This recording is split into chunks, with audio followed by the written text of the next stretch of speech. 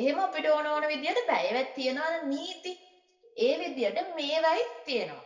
මෙන්න මෙහෙම આવොත් මෙහෙම දාන්න, මෙහෙම આવොත් මේ අකුර ලියන්න ඕන කියලා අනිවාර්ය කරලා තියෙනවා. ඒකට අපිට ඊට එහා යන්න බෑ. දැන් මම මෙන්න මෙහෙම වචනයක් ලියනවා. හරිද? මේ මම ලිව්වේ පුතේ මේ වචනේ කියවන්නේ අක්කා කියලා. අපි අක්කා කියන්නේ දෙමළෙන් අක්කාටම ඒ වචනේම තමයි තියෙන්නේ.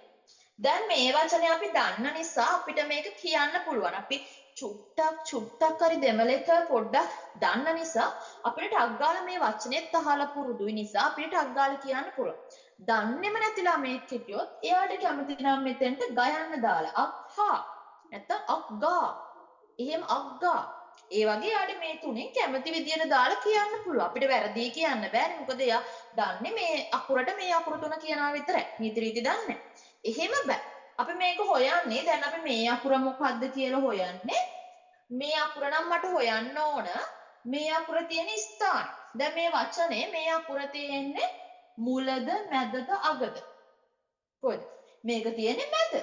මැදනේ තියෙන්නේ. මේක මුල මැද අග ගත්තොත් මේ අකුර තියෙන්නේ මැද. ඊට අමතරව මේ අකුරට යාබදව පිහිටි අනිත් අකුරු. යාබදව කියන්නේ මෙයා ළඟින්ම තියෙන අකුරු ටික. මෙයා ළඟින්ම මේ පැත්තේ ඉන්න අයන්. මේ පැත්තේ ඉන්න කායන්. ඔන්න ඔහොම තමයි බලන්නේ. බලන්නේ කොහොමද? අකුර තියෙන ස්ථානය හා ඊට යාබදව තියෙන අකුරු. ඊට යාබදව තියෙන අකුරු යාබදව කියන වචනේ ගන්න නොහුරුයි වගේ න.